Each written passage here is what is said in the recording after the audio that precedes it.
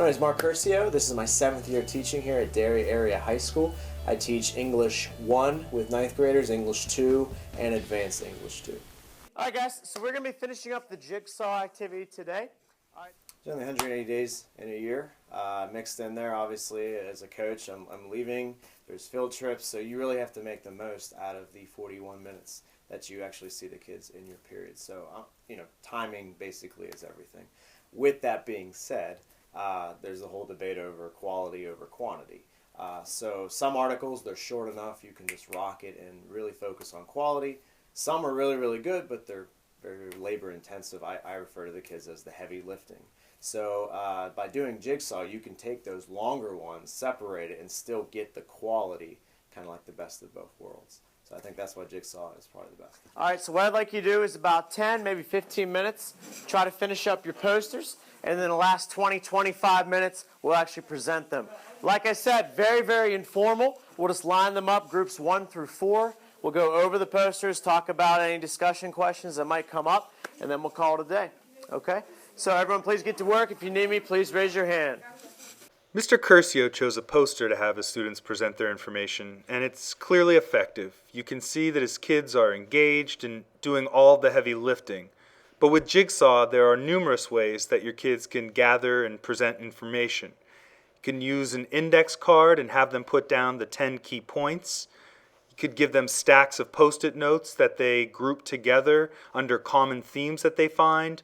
I really like it when teachers ask their students to create songs or skits. It's always a fun way to do it. But what's really important is to remember that the students are the only ones who have read this particular piece of the text. So they are on the hook for teaching the other students its key points and takeaways, no matter which method you decide for your share out. About 5 minutes, guys. Just getting, again, key points, key bullet points. Are you sure? TS at a higher level. All right, guys, so just a little, quiet please. All right, just a little recap.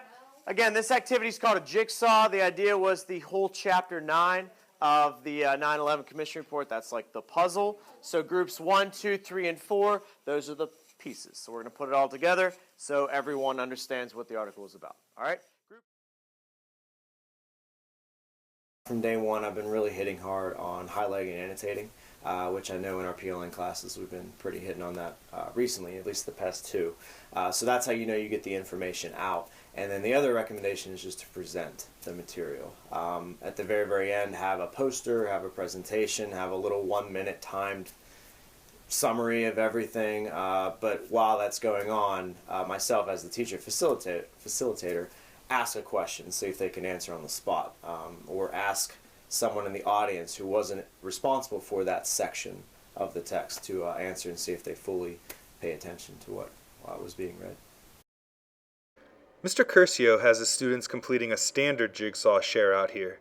The group works together, making their notes in the visual aid, and then they present together in front of the class. And as long as the teacher makes sure that each member is pulling their own weight, this can be very effective.